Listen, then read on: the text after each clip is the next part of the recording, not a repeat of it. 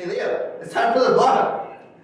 Yeah, right, I know. Yeah, let's get started. Hello Picksters! So today in this vlog we're going to talk about another very important topic when you work on startups, and that is the work-life balance. Because with a startup, you are living and breathing it because it's your company, it's your idea. The more effort you put into it, the more things happen. But as you know, startups can be very time consuming. As for our case, we have some investors in Korea, we have some development team in Europe, and we're based in Boston. So, we're basically working around the clock whenever we need to. But to create a successful business, you need to be healthy yourself as well. And there are times where you need to find a balance. You cannot always pull all-nighters, because once you're gone, once you're tired and you can't wake up, the business is not running. So you have to think of a way to balance it so you can keep the startup sustainable for you and for your idea to keep going. So we're going to share some of our experiences as well as some advice we might have for you as you're going through your startup journey. And as always, we're going to share some information that we've compiled that might help you as well. Yeah, so when I talking about work-life balance, I'm trying to be very honest. I'm not gonna sugarcoating about my situation or my previous life. So actually, I spent almost 14 years in startup world, startup field, and that's why I can say something about work-life balance, especially if you are founder of startup. So in my definition of work-life balance is how can you well proportionally allocate your time and energy in terms of lifetime, not your day. So let's say many people misunderstanding work-life balance should be followed by my daily life. For every day, I have to well allocate my time and energy for my hobby, for my love life, or for my working, for my learning thing. So maybe they just scheduled 1 hour for learning, 1 hour for exercise, 1 hour for something like that. In my case, my work-life balance is more like there are different tastes. At some point, I 100% devote to something. For example, as you know, some of you know, some may not know, I have twins and they are premature. When they are born, they are just 1 pound. They were born very, very early. So actually, at the moment, like almost a year, I spend every my energy to care my baby. So I don't have hobby, I don't have friend, I don't have time to date with my wife. I just entire my energy for my kid. So that's my definition of work-life balance. But when I'm talking about my entire life, I think I'm pretty well balanced. Because at some point, I'm trying to be healthy. At some point, I'm trying to date with my wife more intensively. So something like that. So that's my definition of work-life balance. For me, I think we're on a different scale. And this work-life balance, I think, started even when I was younger as a student. I think some of you might watch it, might be students as well as starting a startup. And you can imagine how much your academic career takes over. I think for me, I used to, a double major, I studied a lot.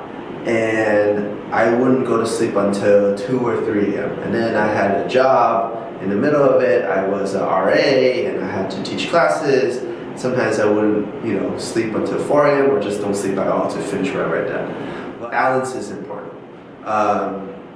As much as I want to aim for perfection and do everything as best as possible, there's only so much time in a day, and I think there are certain things that you can prioritize depending on the scale. So in a day, there's certain things that I think are important that you should do. In a week, there's something important that you should do. In a year or in a life like him, there are certain stages that you should focus on. I think for me, when I think about work-life balance right now, I think about, in a day and in a week.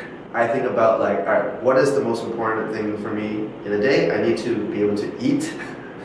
I need to sleep, and I should get some exercise. And then obviously working on the startup, working on my business. I try to plan accordingly to, what can I get done today and make sure I get that done. But then in a week, there are, I think, times where I need to take a break from work. Just gather my thoughts for myself personally, to meet my friends, to just take a break, to work on myself in terms of other skills I want to learn or hobbies.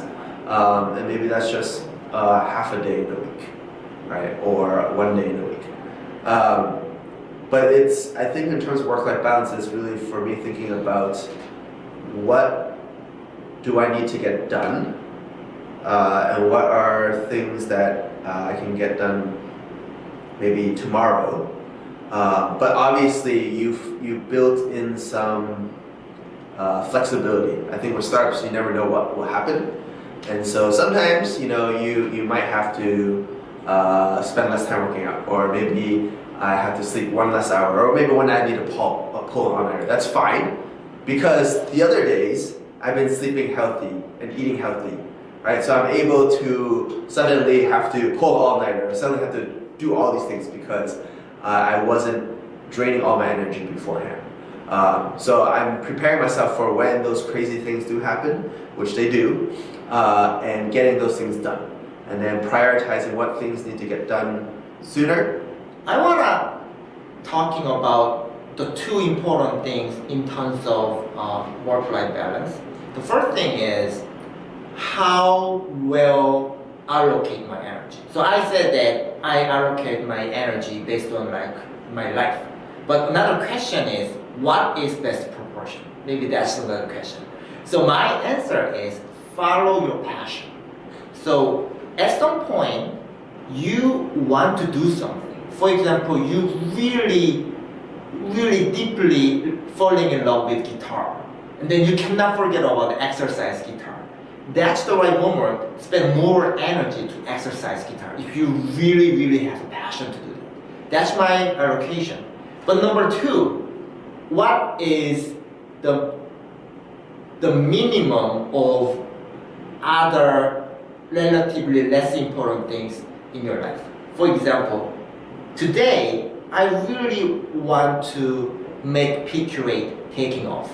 So almost my entire energy goes to that area. But even though I achieve really amazing things, if I totally ruin my health, what's the point? Or if I ruin my relationship with my family, even though I achieve really amazing thing, if I lose another things, there's no point, right? So first of all, follow your passion. Second, even though you have huge passion, you have to put some minimum effort to keep other things, your health, your relationship, other things. So that's my kind of way to be healthy. So I agree. It's about your energy and where you're kind of allocating energy.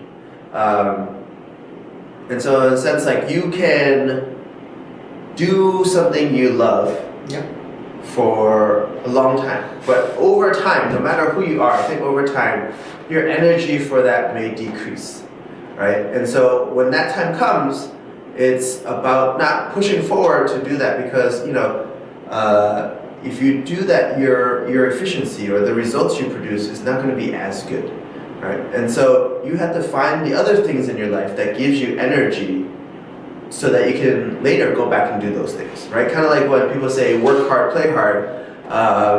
In Pikurate, what we used to do a lot in the beginning was we came here super early. We would work 6 hours, and then for 6 hours, towards the end of those 6 hours, we were like, oh my God, Leo, we're getting tired. We noticed, the output, the energy we have to do this stuff wasn't as much. And so we would go to the gym and we would work out 2 or 3 hours.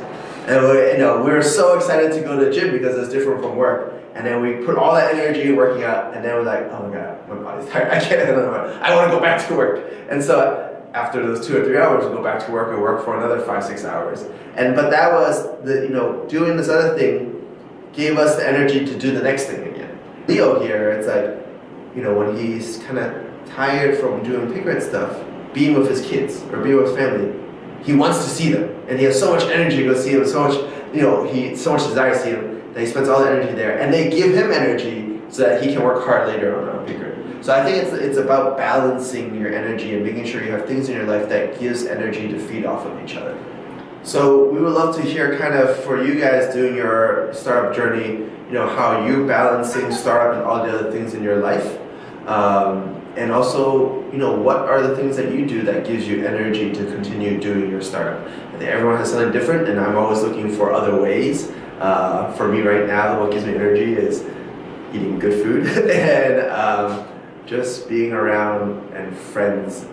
It gives me the energy that I need to keep going. Yeah, I think that's it. Don't forget to visit Pikurate.com, www.pikurate.com, because we are updated real time. Please visit.